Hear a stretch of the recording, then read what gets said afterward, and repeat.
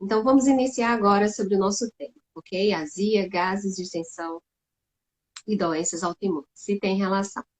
Então, eu me chamo Selma Mello, eu sou nutricionista, eu atendo pacientes com doenças autoimunes e longevidade saudável.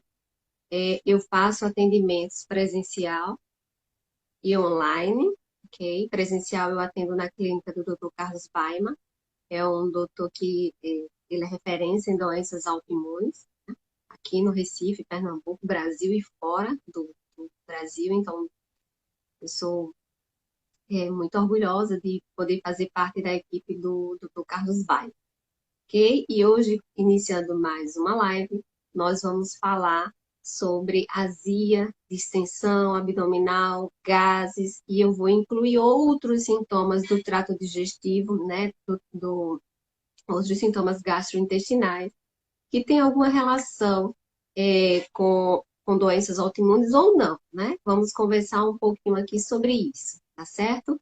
Mas para iniciar falando desses sintomas, eu preciso explicar para vocês a respeito da digestão, né? O que eu sempre falo aqui.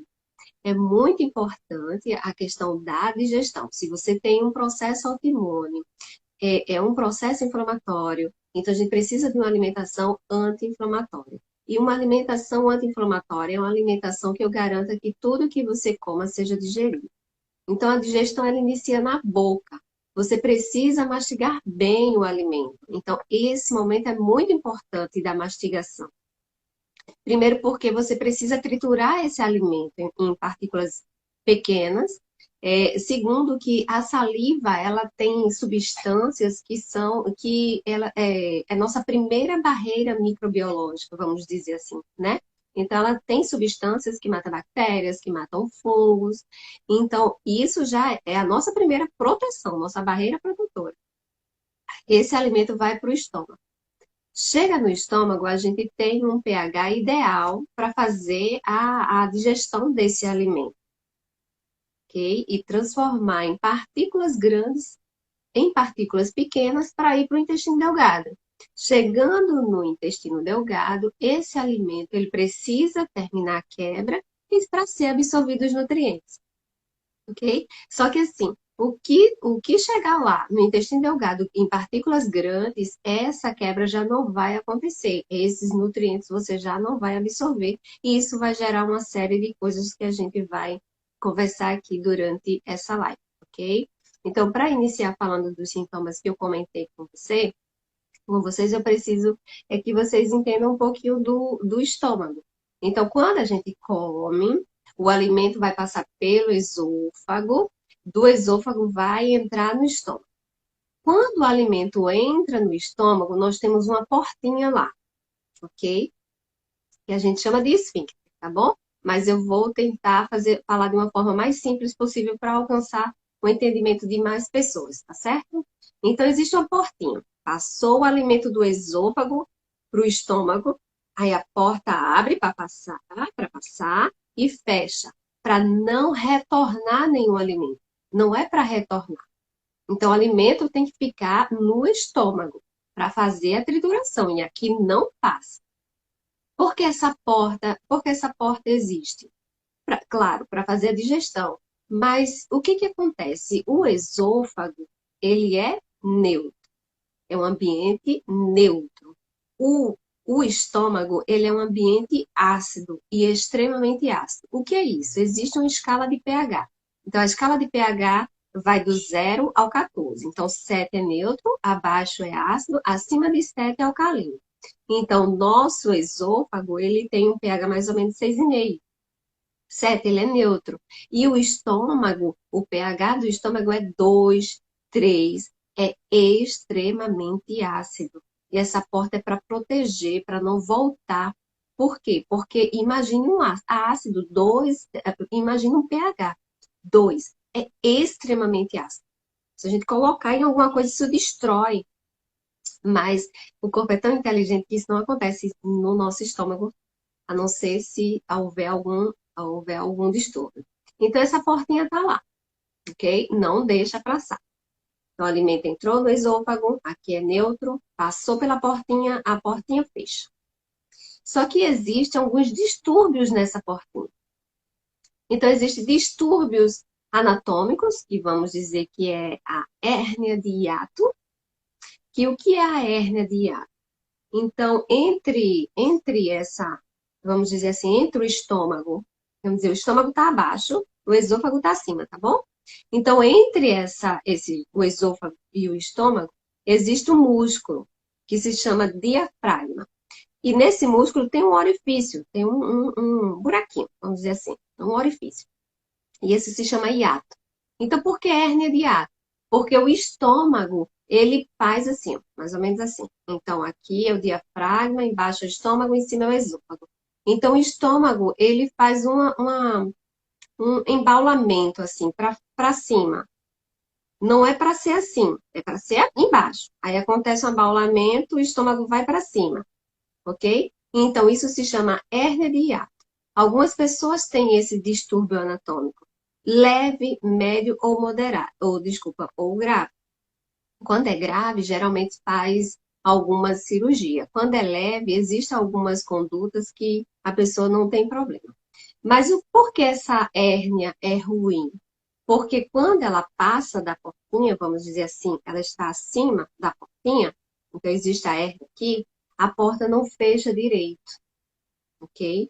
Então, se a porta não fecha direito, o que é que vai ficar acontecendo? Retornando o alimento do estômago para o esôfago. Então, lembra que vai retornar algo muito ácido para um local que não suporta aquele pH.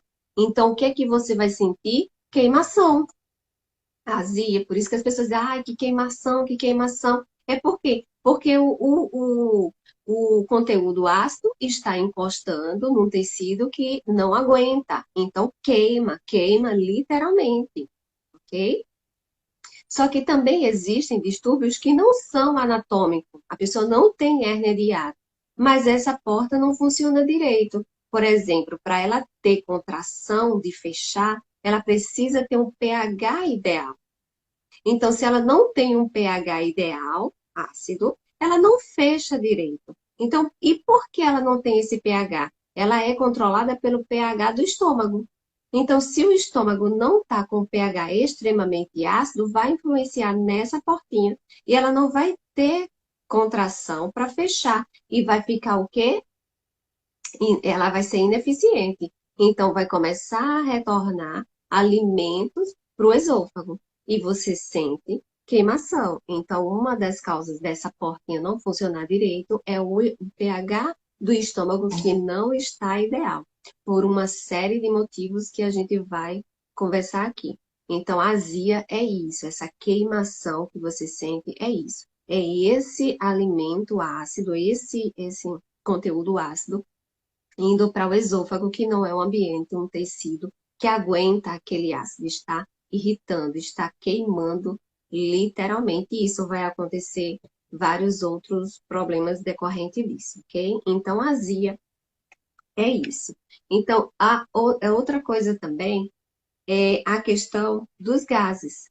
Então, a gente remete novamente ao pH do estômago. Então, lembra que quando eu falei que a gente come, o alimento vai para o estômago, chega no estômago lá, precisa transformar isso de grandes partículas em pequenas para ir para o intestino. Se não chega, se não chega, se o pH do estômago não está eficiente, essa partícula não vai chegar pequena lá no intestino. E isso vai fazer o quê? Essa partícula pequena não vai servir mais de alimento para você.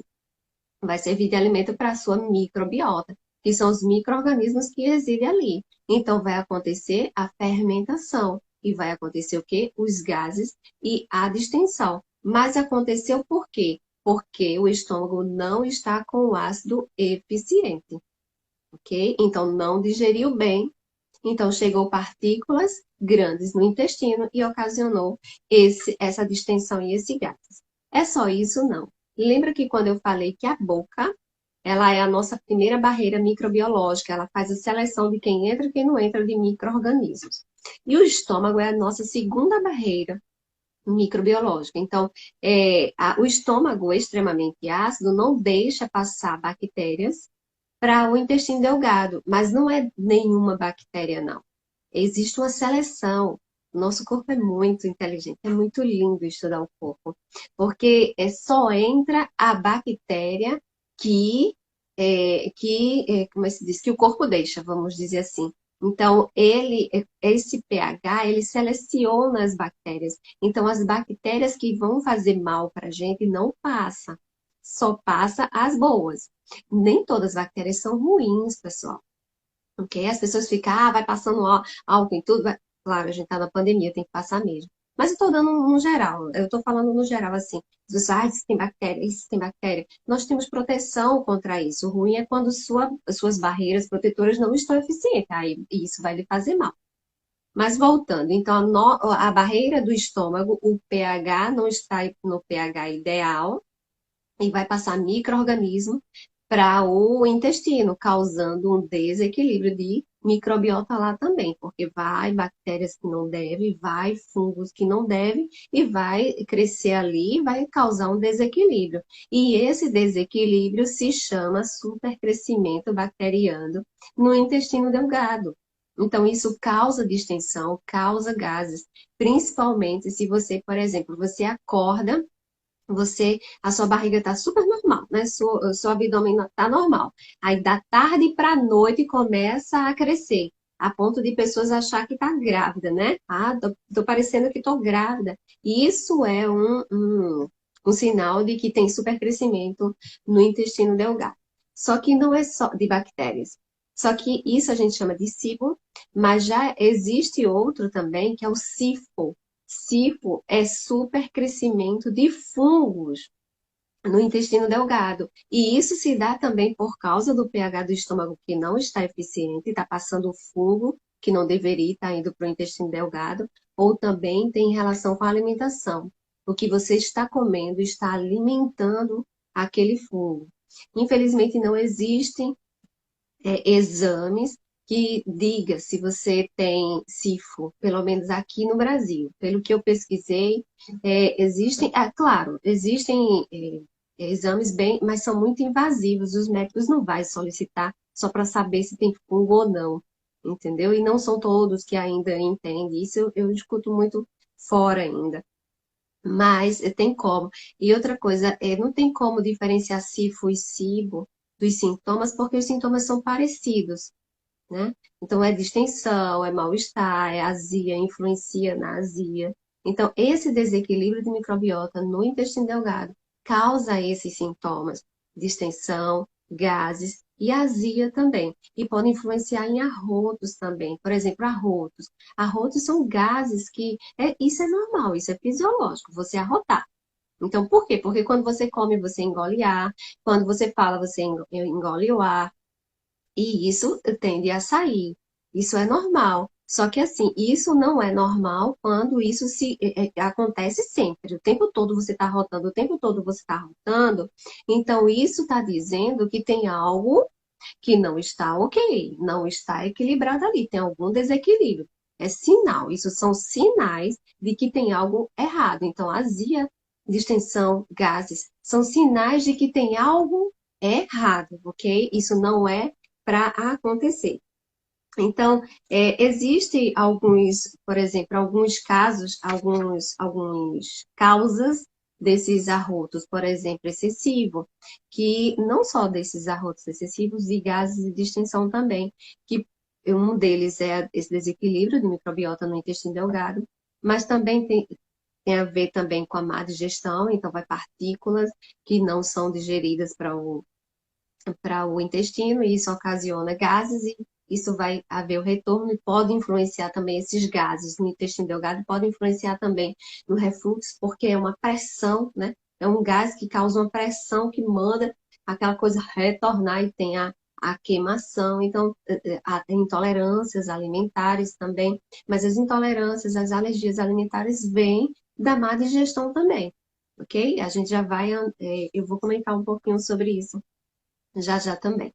Então, eu vou falar um pouquinho sobre doenças autoimunes que têm esses sintomas, que é comum provocar esses sintomas. Então, a primeira, Oi, já já eu respondo as perguntas de vocês, tá bom? Eu vou responder sim, todas elas. Então, a primeira doença autoimune que eu queria falar um pouquinho para vocês é a gastrite autoimune.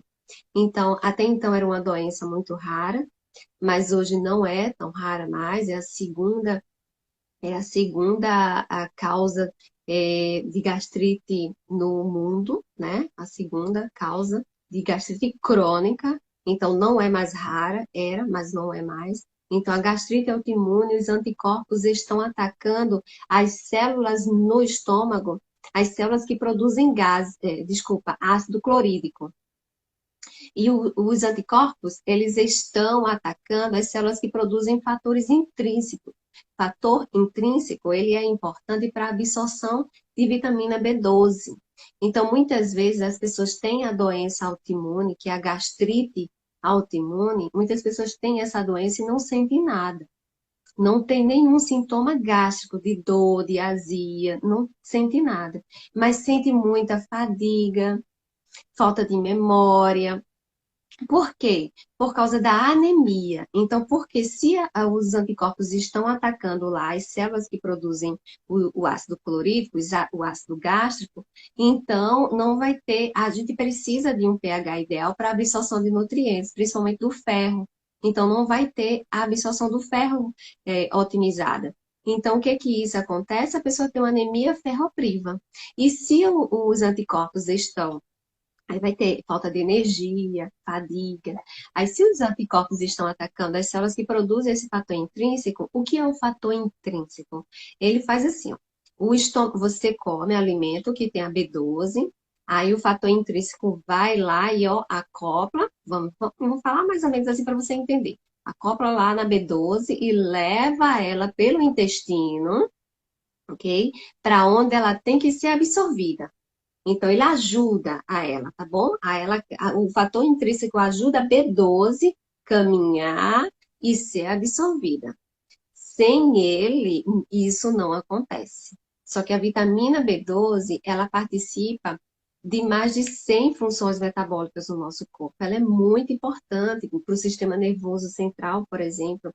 Então, falta de B12 é para produção de neurotransmissores também. Então, falta de B12 pode dar depressão, pode dar tristeza, pode dar demência, falta de memória, pode dar neuropatia periférica, que é formigamento nas mãos, que é nos membros periféricos, então formigamento nas mãos, nos pés, ao redor da boca, ok? Então, falta de B12 pode ocasionar isso, ok? Só que, assim, algumas pessoas têm a doença, a gastrite autoimune e têm desconfortos, tem azia, sente náusea, tem ânsia de vômito, tem a sensação de saciedade bem mais rápido, então come pouco e se sente saciado. Então, esses são alguns sintomas da gastrite autoimune, ok?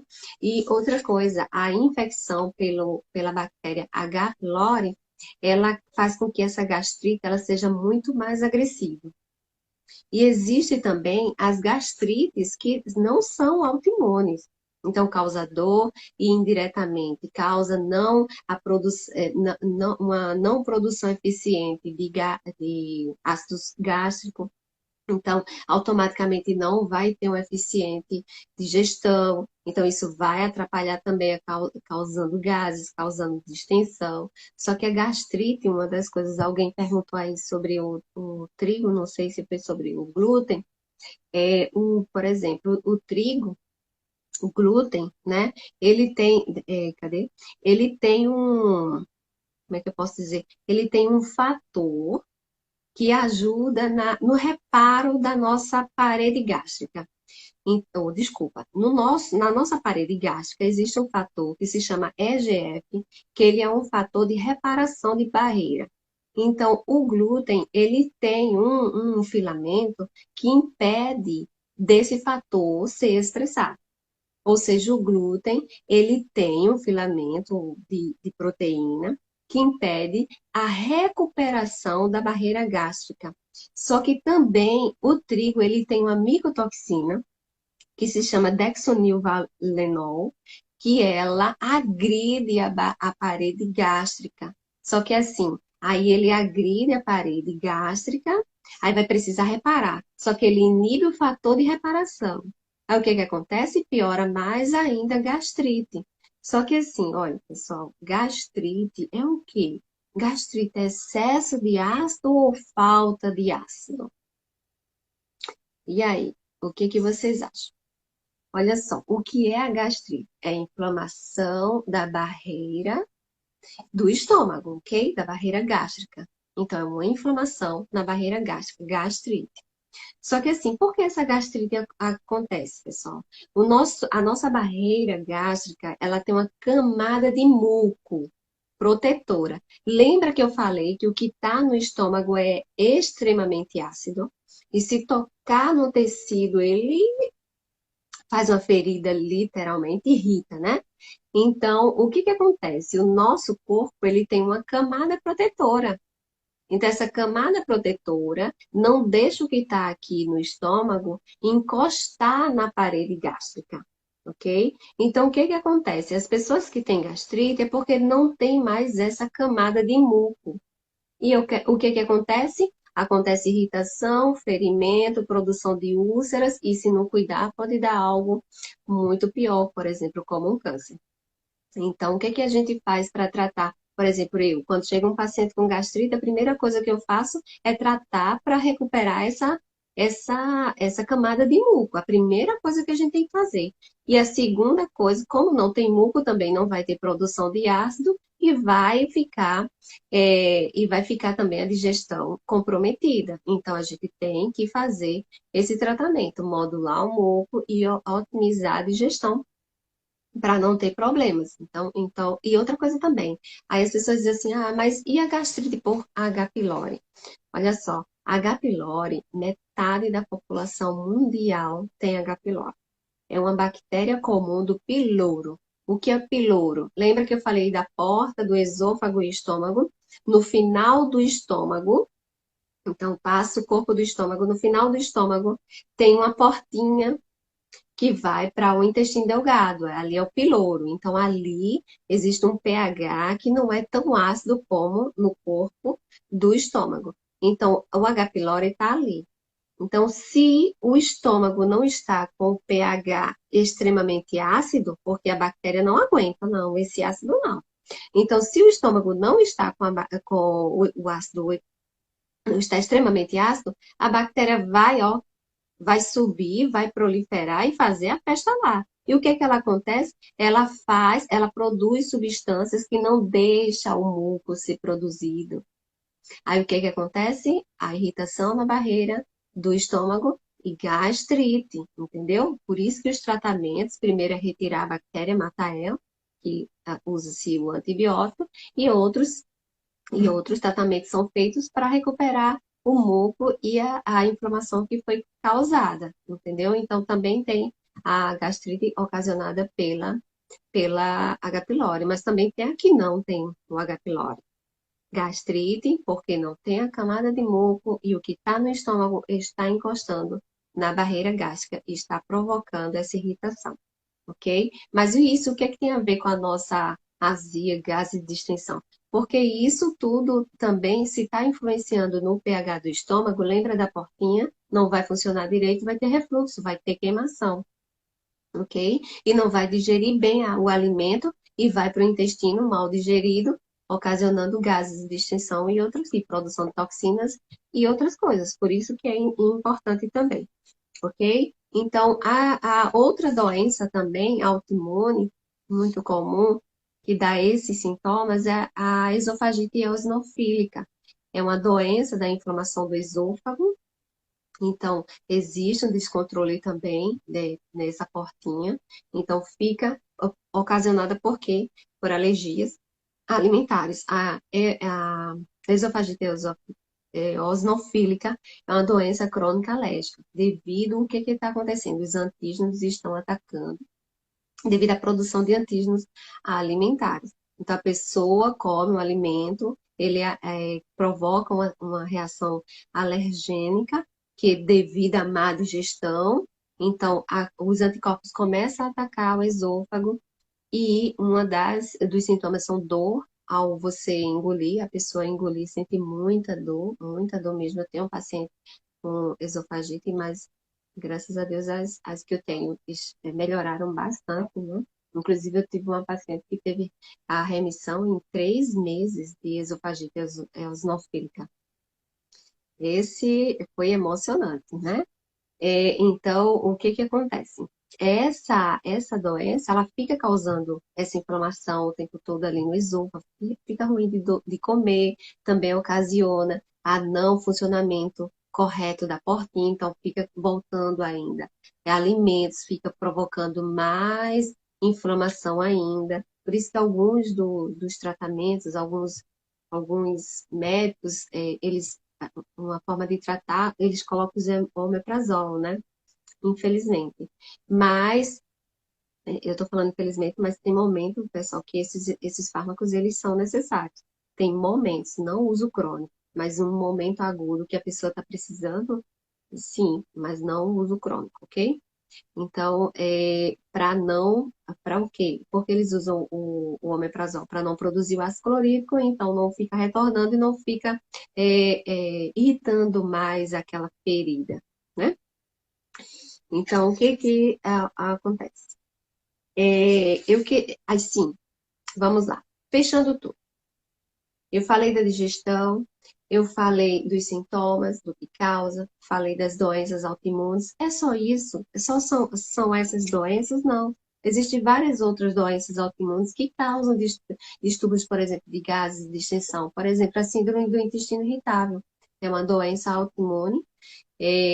Alguns médicos não consideram autoimune, mas já tem estudos mostrando que é autoimune. Então, acontece uma irritação, um processo inflamatório no intestino. Então, se tem processo inflamatório no intestino, vai ter desequilíbrio de microbiota. Então, vai ter uma série desses sintomas, diarreia e outros, ok? Então, o que que acontece? Agora vamos lá. Isso está ligado diretamente ou indiretamente a doenças autoimunes? Isso tem relação? Se tá, eu falei de doenças autoimunes que tem desses sintomas, que está relacionada a esses sintomas. Mas se a pessoa não tem nenhuma doença autoimune e apresenta esses sintomas, é possível então desenvolver uma doença autoimune se a pessoa tem esses sintomas? Olha só. Quando eu coloquei assim, tem relação com doenças autoimunes, porque assim, um dos fatores da doença autoimune, um dos gatilhos da doença autoimune é o vazamento intestinal. O que é isso, né? Então, o que provoca o vazamento intestinal? Então, para as pessoas que sempre me escutam, eles sabem mais ou menos. Mas para você que está assistindo a primeira vez, é mais ou menos assim: você come, o alimento vai para o estômago vai ser digerido em partículas pequenas, vai para o intestino delgado. Chega lá, se não chegar em pequenas partículas, chega a grandes partículas, por exemplo, mal digerida, como proteínas. Proteínas mal digeridas, elas são inflamatórias. Microbiota desequilibrada produz toxinas e são inflamatórios. Microbiota em desequilíbrio também, eles estão ali competindo pelo espaço, muitos morrem, liberam LPS. LPS é altamente inflamatório. Então, as células do intestino são juntinhas através de junções. Então, se tem processo inflamatório, as junções se partem e começa a ir para a corrente sanguínea partículas que não deveriam. Então, é isso aí, é isso que eu queria dizer. Que se você tem gases, você tem desequilíbrio de microbiota. Se você está sentindo azia, distensão ou outros sintomas do trato digestivo, você tem algum desequilíbrio no intestino que pode estar causando processo inflamatório e pode estar causando esse vazamento. E qual a relação com a doença autoimune? Porque esse vazamento o tempo todo, essa partícula indo para a corrente sanguínea o tempo todo, está ativando o sistema imunológico. E se ativa o sistema imunológico, vai ter processo inflamatório sistêmico. Se tem processo inflamatório sistêmico o tempo todo, o que que acontece? E você tem uma predisposição genética a desenvolver doenças autoimunes, então vai desencadear uma doença autoimune. Apesar de que eu falei assim, fatores genéticos que desencadeiam, precisa ter uma predisposição para desencadear. Hoje, médicos já falam, médicos de medicina preventiva, já falam que não é só a predisposição genética. Muitas pessoas estão desenvolvendo doenças autoimunes, está crescendo muito o número de pessoas com doenças autoimunes, mesmo não tendo predisposição genética. Só que estão desenvolvendo porque o corpo está sofrendo muita agressão. Então, tem a agressão do estresse do dia a dia, tem a agressão dos metais pesados que está no ar, minha gente. Então a gente não tem nem como se proteger, vai deixar de respirar porque o ar tem metal pesado, a água está contaminada, o alimento está contaminado, né? Você não dorme direito, não pratica exercício físico, então ainda tem a contaminação por parasitas, então isso o corpo está sofrendo, está sendo agredido o tempo todo. E a pessoa só se alimenta de industrializados, que são alimentos que são ricos em calorias e pobres em nutrientes. Então, o corpo sofre agressão, mas não tem o mecanismo de se proteger, de se renovar. Porque o nosso corpo ele tem o potencial de se renovar, mas as pessoas não estão dando os nutrientes necessários para ele produzir essa renovação. Então, acontece a doença. Então, a doença autoimune, sim, segundo os estudos, são de predisposição genética, mas já acontece muitas pessoas desenvolvendo mesmo não sendo predispostas. Então, por isso que eu quis fazer essa relação. Eu espero que vocês tenham gostado, que tenham levado alguma informação para vocês, né? Algum entendimento. E algumas pessoas podem estar perguntando assim: e agora? Eu tenho esses sintomas e o que eu faço, né? Olha, primeiro você precisa de um profissional que te ajude, tá certo? Primeiro porque você tem que saber as causas. Você está tendo azia. Por que está tendo azia? É alimentar? É algum distúrbio de pH? É falta de muco no estômago? É um desequilíbrio de microbiota? Entendeu? Tá tendo uma distensão, gases. Tem que saber, você não tem enzimas para digerir aquele alimento, então é seu pâncreas que está ineficiente. Você não está absorvendo os nutrientes, porque muitas pessoas digerem, mas tem problema de absorção, então você não está absorvendo o nutriente. Se não absorve, fica ali as bactérias fermentando. Entendeu? Então procura um profissional para te dizer o que é. Eu poderia muito bem aqui dar várias dicas para vocês, ó, tome isso, tome aquilo, faça aquilo, coma isso, coma aquilo.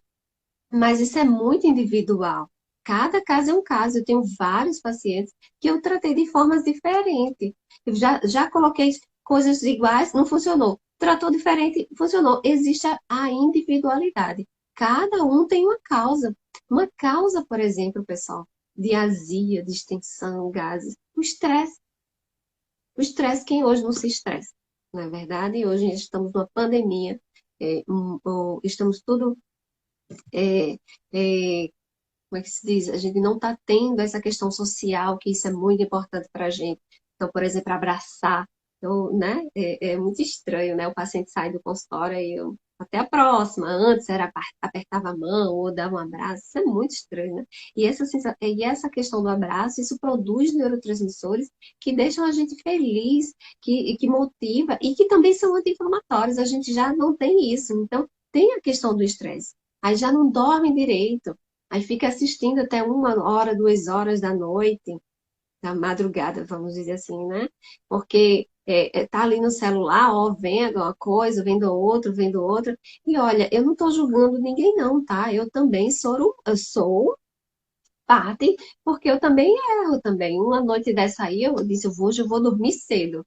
Aí peguei o celular e fiquei vendo aqueles vídeos que eu fiquei rindo, porque eu trabalho tanto. Aí quando eu fui olhar, eu fiquei rindo uns vídeos do pessoal do Reels, né? É muito. Aí eu disse, ai meu Deus, que coisa interessante. Eu queria fazer igual, mas eu morro de vergonha. Mas aí eu fiquei rindo, fiquei sorrindo. Eu me deitei 10 horas para dormir. Quando eu vi, era meia-noite, eu estava olhando o celular. Meu Deus, os pacientes fazem a mesma coisa. Então, isso acontece, eu sei que isso acontece. Mas faz o seguinte, não faz isso uma rotina. Na hora de dormir, procura ter um sono de qualidade. Outra coisa, as pessoas falam muito para mim. Eu acordo muito para fazer xixi durante a noite. Olha isso, Ana, a ocitocina, o hormônio do contato, do amor. É isso aí. Então, o que que acontece? As pessoas dizem para mim assim, eu né, Gerlane? Então, o que que acontece? Eu acordo, fico acordando durante a noite para fazer xixi. Eu sempre digo ao paciente: você não acordou para fazer xixi. Você fez xixi porque você acordou, ok? Observe, pessoal, se você acorda entre meia-noite e 3 horas da manhã, você está tendo algum distúrbio das suas adrenais. Procura um médico para ver isso, ok? Se você acorda entre meia-noite e 3 horas, isso para fazer xixi, não é para fazer xixi, não. É um descontrole hormonal das adrenais, ok? Então, é possível corrigir sim, tá certo? Então, procura um médico para ver essa questão das suas adrenais. Adrenais são as glândulas que estão ali em cima do rins, ok? Que produzem alguns hormônios. Então, esse ficar acordando à noite, você diz, eu durmo, mas eu não tenho uma noite de qualidade. Procura ajuda, tá bom? Não é normal, mesmo que você tome muita água, que você tome muita água antes de dormir.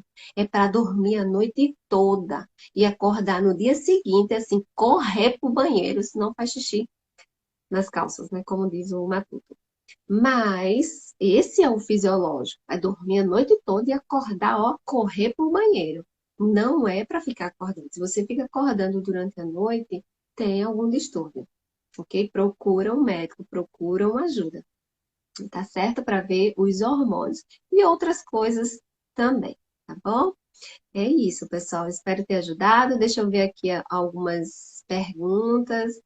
As enzimas que possa ajudar, né? E isso, Ana, enzimas digestivas, principalmente doentes autoimunes, que eu trato doentes autoimunes, é, tem que usar enzimas digestivas, ok? Quando eu falo assim, se você tem que digerir, eu preciso garantir que tudo que o paciente coma seja digerido, para não estar ocasionando o processo inflamatório da má digestão. Então, eu coloco enzimas digestivas. É para todo mundo?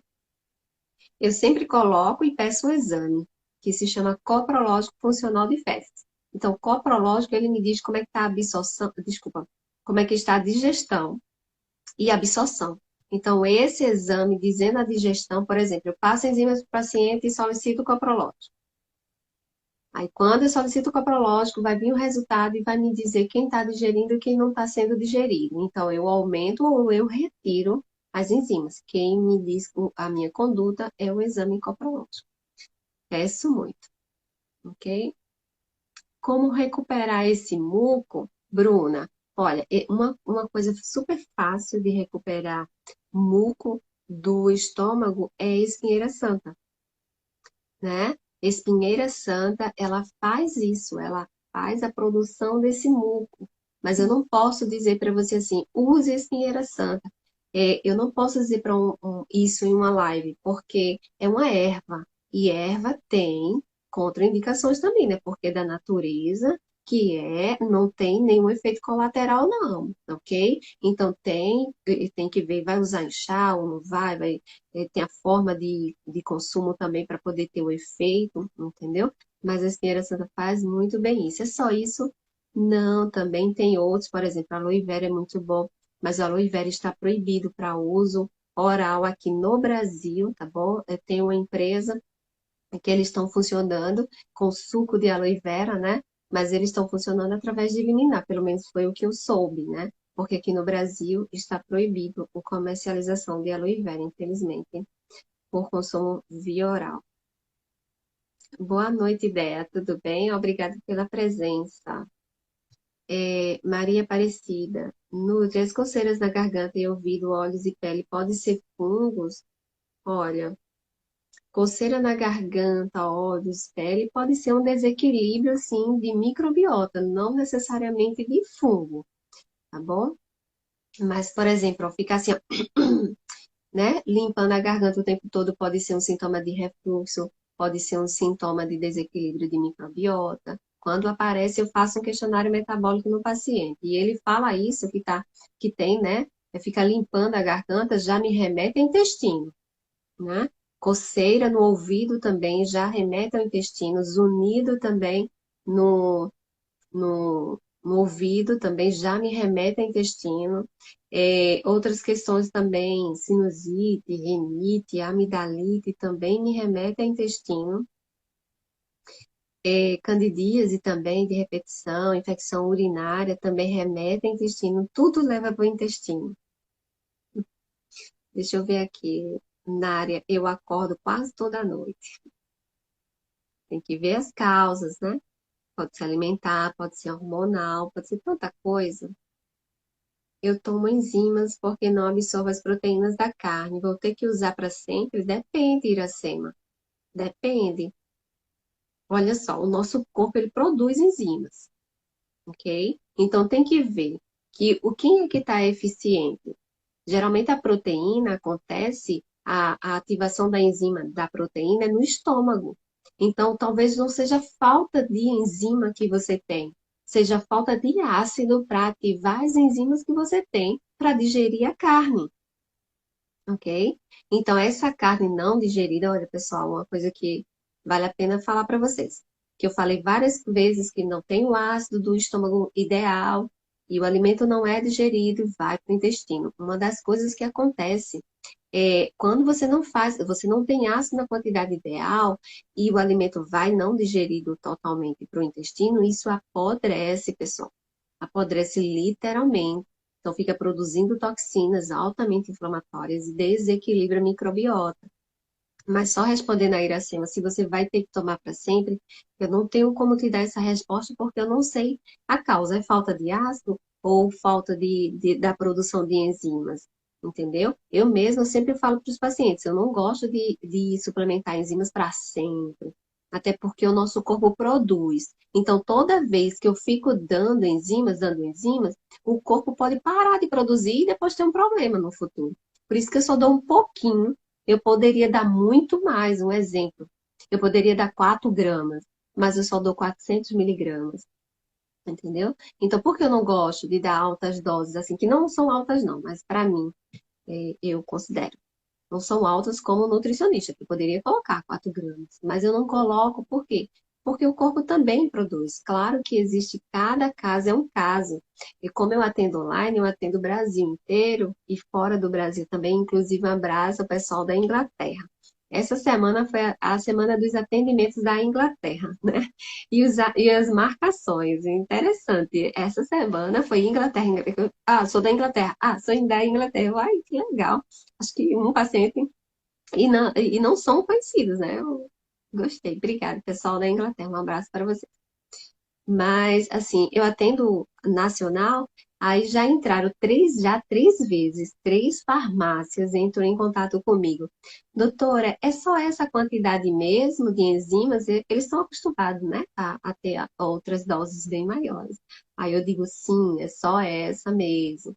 Mas quem me guia na quantidade de enzimas é o coprológico, é o exame, né? Deixa eu ver aqui outra. Espinheira santa faz mal para o fígado? Se seu fígado tiver algum problema, qualquer erva vai fazer. Bom, qualquer não, né? A maioria das ervas vai fazer mal, porque tudo o fígado metaboliza, ok? Boa noite, doutora. Será que leite de amêndoas prejudica a ingestão de 20 mil IDD por dia? Como assim, Frota? O leite de amêndoas prejudica a ingestão da vitamina D? Olha, a vitamina D, ela para ser absorvida precisa de gordura. Então, toma a vitamina D depois de uma alimentação que tenha gordura, ok? E se ela está em fonte oleosa, muitas vezes nem precisa, mas para otimizar a digestão, é melhor depois de uma refeição que tenha gordura, tá bom? Lili, doutora sabe tudo. Nada, Lili, eu estou aprendendo ainda. E assim, ó, quanto mais eu estudo, mais eu sei que nada sei, que mais preciso estudar, né? É muito interessante. Minha nossa. Por exemplo, microbiota, né? Microbiota é algo muito novo. Começou-se a falar sobre, por exemplo, microbioma, do exame de microbioma em 2012. Então é novo, é uma coisa de agora. Então, eu peço os exames de microbioma aos pacientes com a sequência dos genes das bactérias, né, para saber quem realmente existe lá no intestino dele, para eu poder modular, né, que eu adoro o exame de microbioma, ele me guia nessa modulação intestinal. E assim, eu vou estudando as bactérias, minha nossa, é um mundo. Eu acho que eu ainda estou assim, é uma coisa, você estuda uma coisa e aparece outra, e estuda aquela aparece outra, e é todo dia uma informação nova. É muito gostoso. Isso em relação também a doenças autoimunes, né? Para saber quantidade de enzimas, exames, tem vários exames. Aí você é só dosar as enzimas. Se eu quero saber de pâncreas, então eu peço as enzimas do pâncreas, amilase, lipase, essas coisas. Tem que ver. Iracema, de nada, Iracema. Ok? Então deu, já são 9 horas, já estamos a 1 hora de live. Eu queria agradecer aos participantes. Logo disseste, se você quiser fazer a sua pergunta agora, eu posso te responder e a gente termina a live, tá bom? Ah, aftas, Bruna disse assim, e as aftas, alguma dica para melhorar? Afta, óleo de coco, Bruna. Passa óleo de coco na afta. Melhora bastante, tá certo?